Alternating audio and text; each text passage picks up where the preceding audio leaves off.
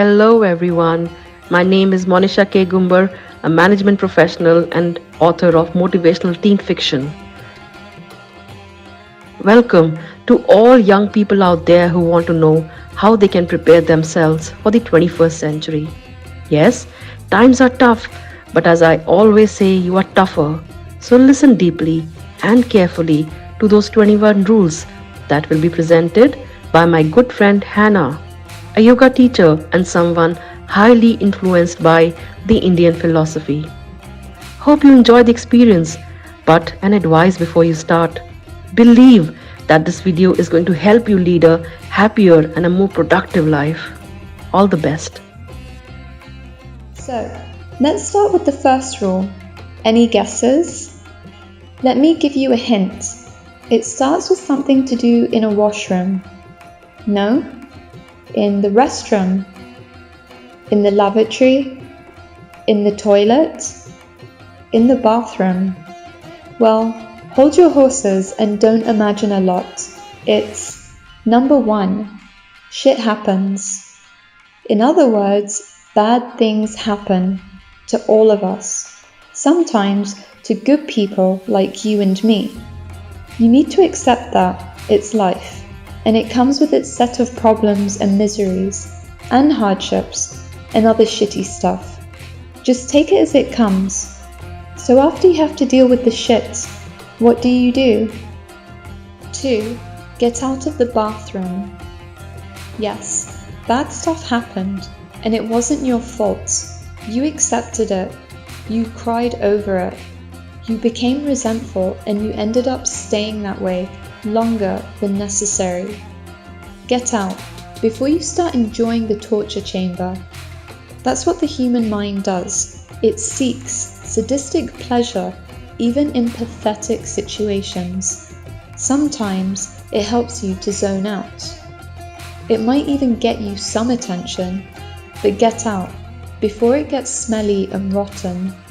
Now, after the enlightening toilet talk, let's go to the next one, which is 3. Seek help. Whether you think you are a weakling or if you think you are strong and perfect, don't be ashamed to ask for help. Seeking help is a survival skill. Sometimes you do need help. It could be an emotional trauma, a tough exam, assignments, a disease, or problems with your relationships or career choices. Sometimes you need advice and support, and you shouldn't feel inadequate in doing so. Seeking help doesn't make you a weak person, but is a sure sign of strength. Sometimes you can look up to your immediate family members, or a friend, or a teacher, anyone you trust. Maybe you might need to talk to a therapist. It's absolutely fine. This century is surely very challenging, and we do not know how to deal with everything as we are facing it for the first time. 4. People have their reasons. Remember, it's not about you. I know you might have heard that you get the respect you deserve, and the way you see the world reflects back on you. Well, not necessarily. Sometimes, despite our best intentions, we get stuck with the wrong people who don't treat you the right way. Try not to take it personally that you asked for it. People have their reasons. The nice ones, the mean ones, the jerks, your friends, teachers. Sometimes they could just be going through a bad day when they say something hurtful. So don't let their opinions or behavior towards you make you feel any less. I have missed more than 9,000 shots in my career. I've lost almost 300 games. 26 times I have been trusted to take the winning shot and missed. I have failed over and over again in my life, and that is why I succeed. So, do you know whose lines are those? Michael Jordan, the famous professional basketball player and the principal owner of NBA. 5. If you want to win badly, Failure is the best thing that can happen. You need to know a couple of things about failure. 1, it's a gift. Yes, it makes you humble and non-judgmental to people who aren't doing so well in life. Secondly, it also makes you aware of your shortcomings that you can work on. Third, it will help you really appreciate success when it comes. And fourth, it is neither final nor fatal. The so-called failure that might sometimes throw you off the cliff, it is temporary and an important part of growing up, of getting smarter and wiser, and of course better. So it is a bruise and not a tattoo. And nowadays, you could even get tattoos removed, so why brood over it so much? So now, let's do a breakup song closely related to failure. 6. Happily ever after does not mean together. So how many of you have a crush on someone right now? So how many are you into one-sided serious relationships? Don't worry, we have all gone through this. It's nothing to be ashamed of. And how many of you have gone through breakups? I know it's really sad when it happens, but trust me, you will grow out of it. Nothing I can say right now can make you feel better, but just 2 points. You need to let go if any relationship spoils the relationship you have with yourself. If the other person makes you lose respect for yourself, makes you feel unwanted, doesn't give you the attention you deserve, break away. It's not the end of the world. Secondly, you can still be happy without him or her. You both can go separate ways and still be happy being single or with other people. Life is long, so don't complicate it by focusing on stuff that's not working for you. Let go and move on from any relationship that's even a bit abusive physically or emotionally. 7. Scarred tissue is stronger than regular tissue. So how many of you go to the gym? Have you seen what these bodybuilders do? They damage their tissue so that it repairs and rebuilds itself. And in the process, it becomes even stronger to bear more weight. Philosophically speaking, what wounds you can also wake you up. Are there any medical students here? You know how vaccinations work, right? When you get vaccinated, our immune system gets activated to fight the virus more efficiently and protect you in the next attack. You can deal with pain because you are strong. So you might say to me, how do you expect us to be strong when such awful stuff has happened in our lives? Well, the answer is in the next rule. 8. Stop playing the victim. You know, guys, a famous writer whose name I forgot once said, there has been so much tragedy in my life, at least half of it actually happened. Alright, you are a victim. People did terrible things to you and you had to face terrible circumstances, but it's not going to help you when you keep on whining and narrating your sad stories to everyone. Stop blaming others and take responsibility of your happiness. Sorry if I'm being blunt, but it's for the brooders. You know, we all have friends who are always complaining and negative about stuff and how much they have suffered in their past. I hope it's not you, but if you are, and God help you, you need to stop getting addicted to your past. Don't build your present around it. Don't make your pain your identity. 9. Be brave enough to start a difficult conversation. You know, when we were growing up in the 80s and the 90s, we had not even heard of the word stress.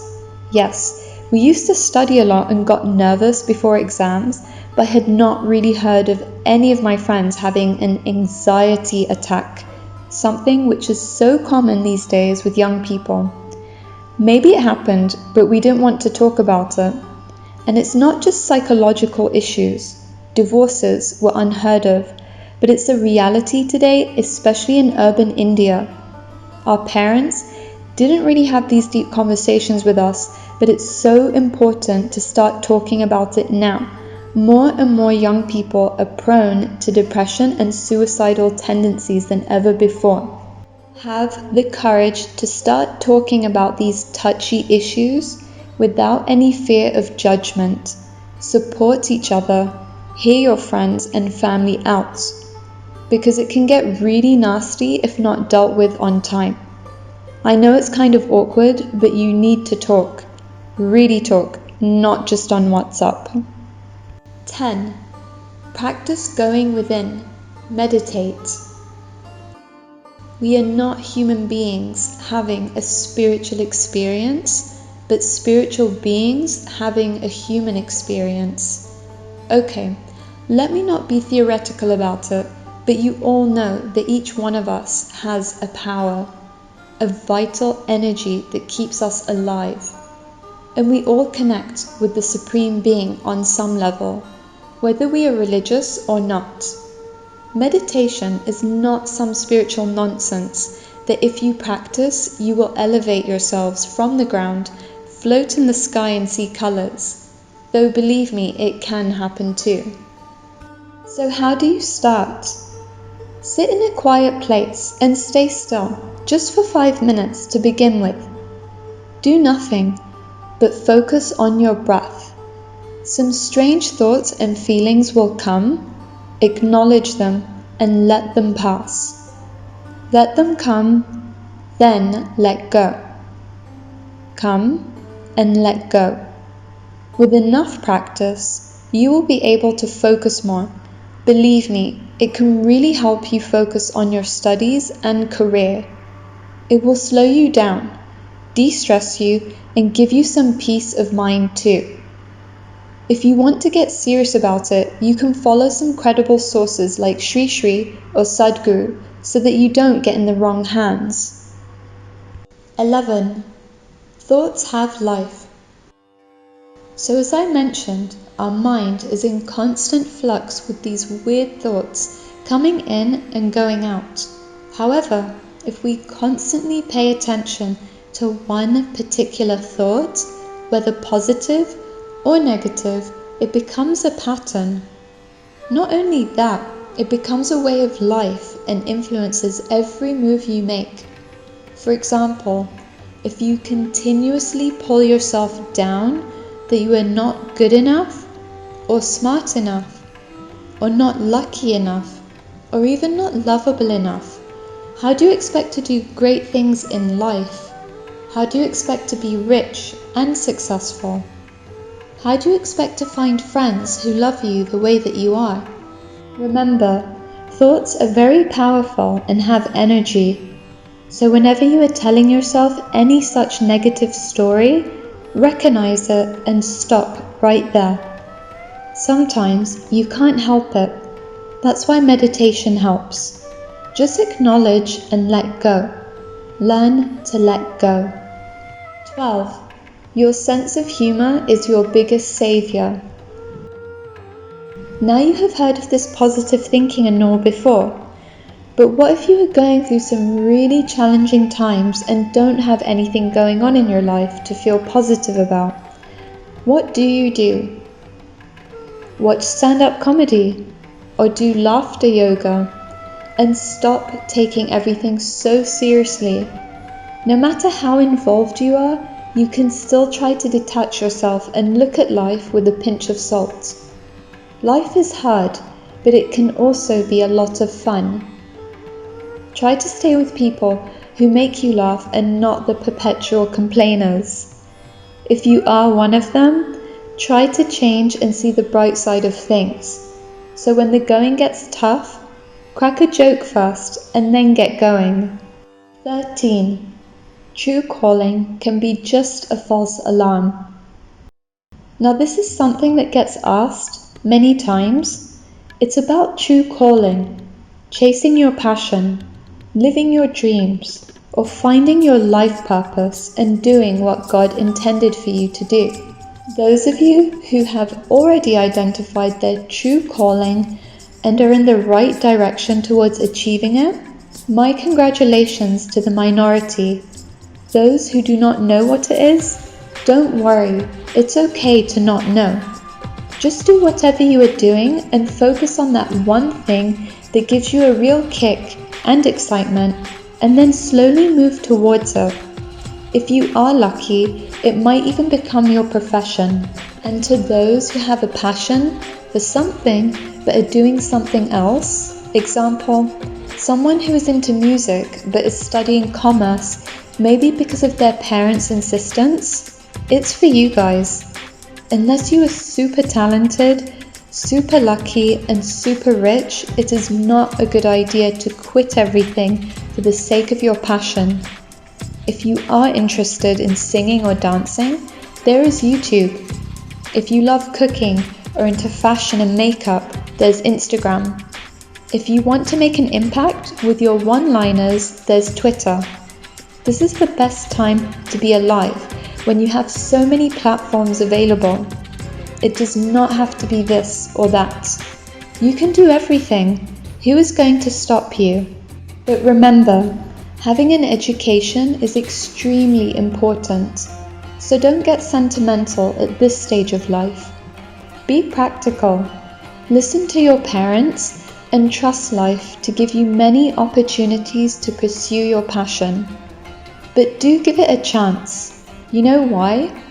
Unfulfilled passion turns into pain. True calling does not always have to be your profession. You don't always have to make money from it. The purpose is to enjoy doing it and finding meaning in it. And finally, you have every right to change your mind if something is not working. If you discovered it wasn't your true calling and you were meant to do something else, by all means, go ahead. Who is going to stop you? 14. Hard work is more important than talent. Someone once said, "We are what we repeatedly do." Excellence is not an act, but a habit. I know we have all heard of smart work being more important than hard work and whatever, but no matter how wonderfully talented you are just as good as the hours spent on owning that talent or skill. So, work hard with your full dedication and everything else, money, fame and success will follow. 15. Keep the balance. There will be days when you will study through the days, and there will be days when you won't feel like opening a book. You can allow these little breaks once in a while, but when you are a student, your prime responsibility is to be a good one. So, taking breaks or not touching books, don't make it a way of life. But do remember to hang out with your friends, play a sport, or go for jogging, just to de-stress yourself and give you a constructive, well-deserved break. Just don't go extremes. Student life is all about time management, so do things that are important to you too. 16. Don't let go of your school and college friends. Some friendships are so worth it, you don't want to give them up. Take it from me, I am still in touch with my school and college friends, and I think I am the closest to them. They have seen me as this funny, a bit crazy girl, the way I was at your age. So even if I meet them now, there is no pretense. I can be completely myself with them. If you are having trouble with sustaining your friendships, work on it. They are the most beautiful relationships you will ever have in your lives as you grow up with them. Cherish them, and no matter how far you go in life, keep in touch with your school and college friends. It will keep you grounded. 17.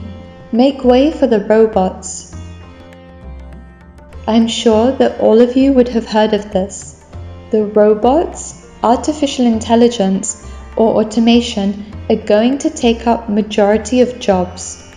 Well, maybe in some sectors it is quite dreadful.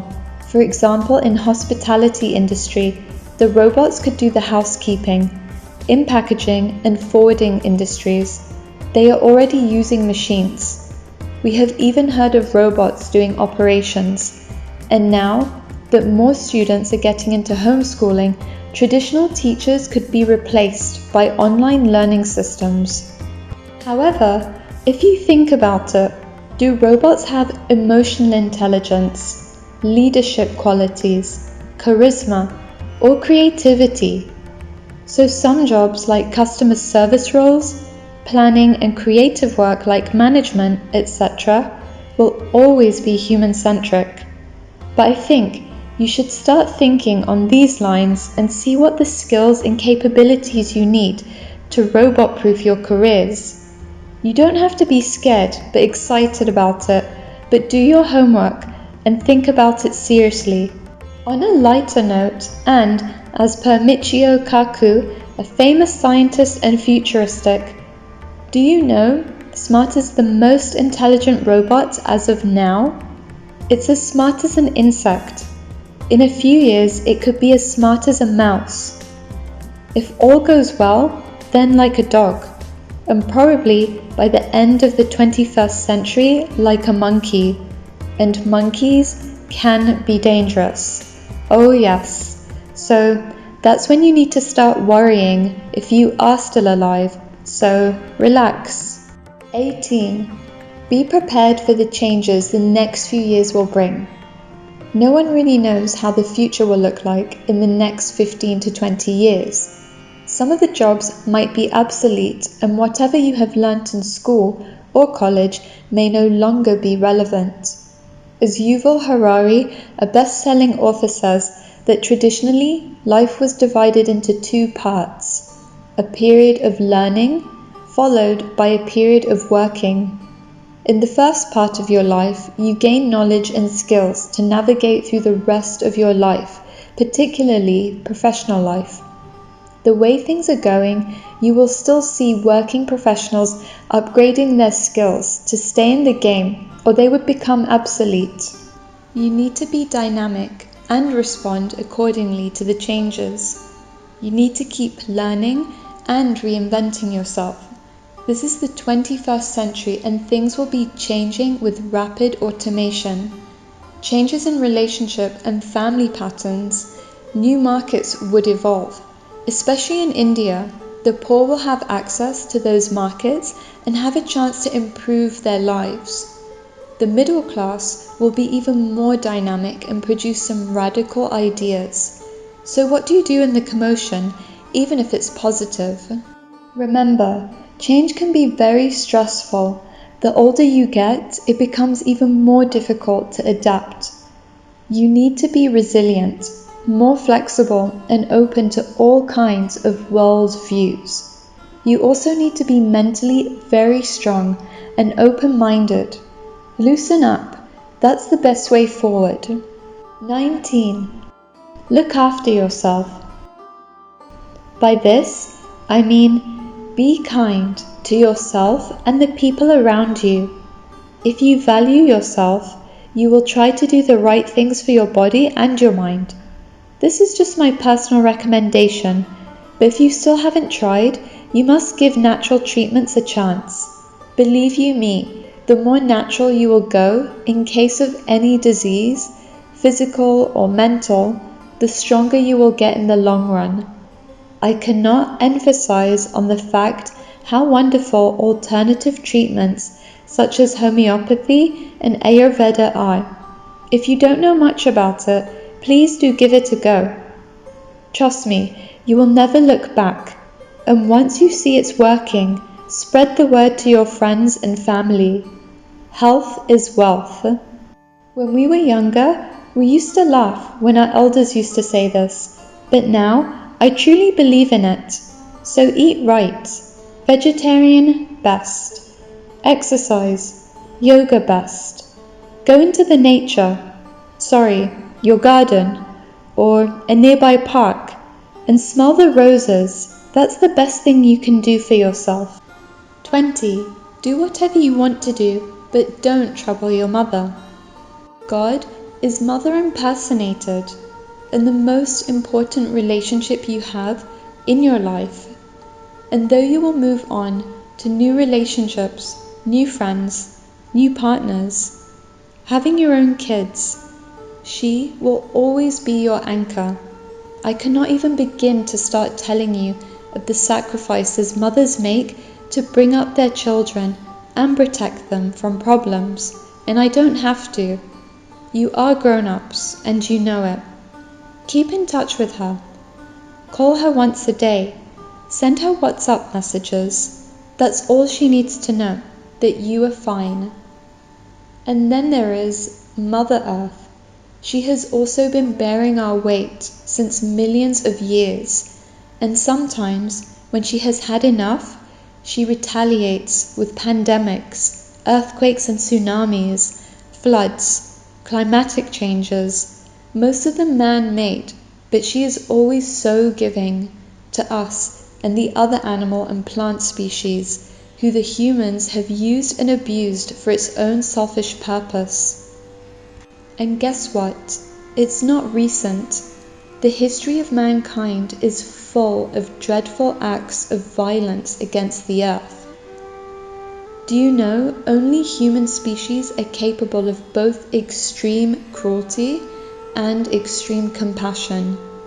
Which way do you want to go? Ask yourself. Be kind to others, whether they are animals, trees, other natural resources like water. You are the future, and being compassionate is not now a matter of choice. In fact, if you want to survive, that's your only choice. Finally, we come to the last rule, which is 21. There are no golden rules. The rules that I have talked about, they are not cast in stone. Take whatever works for you and discard the rest. But as I said, be open-minded and you will realize it's a beautiful life and a wonderful world.